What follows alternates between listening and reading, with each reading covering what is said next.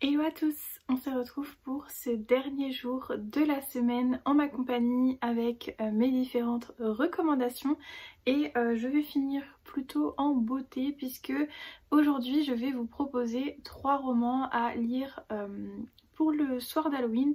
Donc c'est 3 petits romans que je vous conseille chaudement.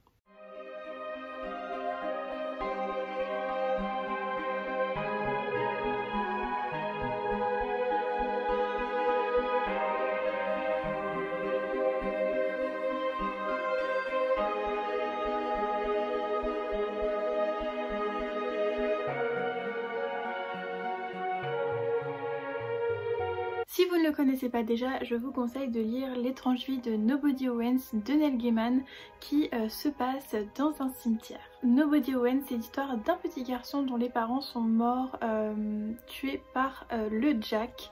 Donc en fait ils ont été assassinés. Et la nuit du drame, il est parti se réfugier dans un cimetière où il s'est fait recueillir par d'étranges personnages puisque des fantômes en fait sont venus à sa rencontre et ont décidé de s'en occuper et de prendre soin de lui. Du coup, on va suivre le petit Nobody Owens qui va vivre parmi ces fantômes et sa préoccupation quand même première c'est de venger ses parents et de retrouver ce fameux Jack. Donc bien évidemment ça nous fait penser à Jack l'Éventreur, mais c'est une toute autre ambiance, mais ça met quand même un petit peu l'ambiance de Jack l'Éventreur. Alors la petite particularité également c'est que Nobody Owens, donc il a toujours vécu dans ce cimetière, sauf que un jour il va rencontrer une petite fille qui habite je crois pas très loin du cimetière, ou en tout cas elle le voit à travers les grilles du cimetière et elle se demande qu'est-ce qu'il fait là tout seul, sauf qu'en réalité il n'est pas seul. Elle va aller à sa rencontre et il va se passer tout un tas de choses avec ces deux personnages. Ils vont tous les deux, donc comme je vous disais, partir sur les traces de ce fameux Jack et Nobody Owens va devoir quitter le cimetière pour partir sur ses traces. Alors c'est un petit roman, il fait à peine 230 pages, là je l'ai en format poche, mais en tout cas c'était vraiment trop chouette, l'ambiance est cool, avec ces petits fantômes là qui font pas du tout peur et qui sont vraiment très attachés à ce garçon. On a aussi donc l'enquête, voilà, on va découvrir un peu ce qui s'est passé réellement avec ce fameux Jack, mais j'ai trouvé vraiment la fin très touchante et je peux que vous le recommander si vous faites partie de la team trouillard. Là ça fait un petit peu peur, mais c'est quand même un petit peu tout mignon.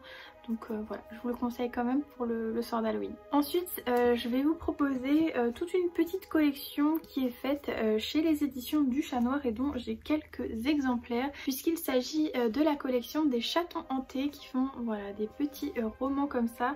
Alors j'en ai quelques-uns, j'ai surtout celui-ci que j'avais adoré, donc c'est un des derniers que j'ai lu, qui a été écrit par Vincent Tassi et qui s'appelle Effroyable Porcelaine. Dans ce petit roman on va suivre Sibylle qui est un personnage assez particulier puisque c'est une jeune lycéenne mais qui s'intéresse beaucoup à tout ce qui est ambiance un petit peu bizarre, un petit peu creepy, et elle décore sa chambre d'ossements d'animaux, de poupées un peu bizarres, enfin voilà, de plein de choses un petit peu comme ça, cabinet de curiosité un peu glauque.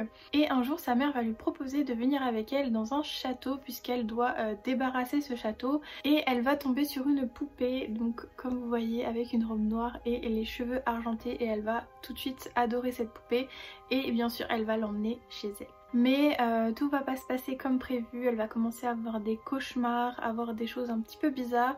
Enfin voilà, il va se passer tout un tas de choses qu'elle ne comprend pas et voilà.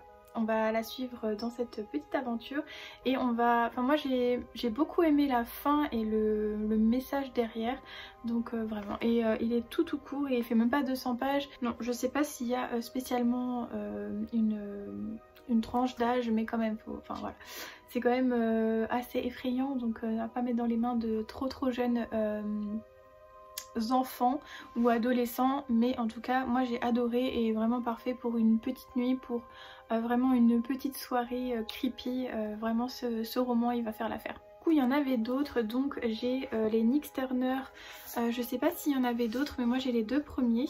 Voilà, et il y a du coup les larmes de l'araignée que j'avais un petit peu moins aimé, mais bon voilà, c'est une petite collection qui fait l'affaire et qui passe très bien pour une petite soirée Halloween. Et on va rester dans les éditions du Chat Noir puisque je vous propose Yellow Jasmine, les secrets empoisonnés de Caitlin Starling, que j'avais lu il y a 2-3 ans même, qui était vraiment très sympathique. Alors les 3 mots pour ce roman c'est gothique, folie et botanique, et on va être dans une ambiance un petit peu Dark Academia, ou en tout cas dans tout ce qui est botanique, maladie, médecine avec les plantes, puisqu'un jour une maladie un peu étrange va frapper le village dans lequel Lady Evelyn habite. Et Evelyn est très portée sur les plantes et sur, voilà, comme je vous disais, les remèdes un peu botaniques. Et du coup, elle va penser qu'elle est responsable de cette épidémie et elle va donc se retirer dans son château. Et voilà, va s'en suivre un petit peu toute une petite... voilà, pour résoudre l'affaire. Les habitants bien sûr vont se poser des questions, et quand on se pose des questions sur quelque chose qu'on ne comprend pas, on va toujours voir la personne un peu bizarre du village, et voilà, elle va être un petit peu prise dans ça. Donc c'est très, comme je disais, très gothique, et c'est vraiment ça fait pas peur du tout, mais c'est juste l'ambiance de ce château, de cette femme un petit peu mystérieuse qui cache des choses, qui fait des... on a l'impression qu'elle fait des potions, du poison, enfin voilà, c'était vraiment super intéressant et moi j'ai vraiment adoré. Et voilà, elle va quand même essayer de résoudre cette maladie donc par les plantes et par cette fleur jaune qui est sur la couverture. Vraiment je vous le conseille, parce que même hors Halloween, je vous conseille vraiment, si vous cherchez des lectures Halloween, foncez sur les éditions du Chat Noir, parce que je pense que vous allez trouver votre bonheur, surtout qu'à chaque fois il y a 3 mots, vous savez, pour décrire le livre. Donc je pense que vous allez trouver votre bonheur sur le site des éditions du Chat Noir. Je ne suis pas du tout en partenariat avec eux, celui-ci je l'avais reçu dans le cadre de mon partenariat il y a 3 ans comme je vous le disais, mais en tout cas c'est une maison d'édition que j'aime vraiment beaucoup. D'ailleurs j'avais découvert cette autrice, je vous l'ai pas montré parce que je vous l'avais déjà montré l'année dernière, mais j'avais découvert cette autrice, et d'ailleurs ce livre c'était vraiment un coup de cœur également.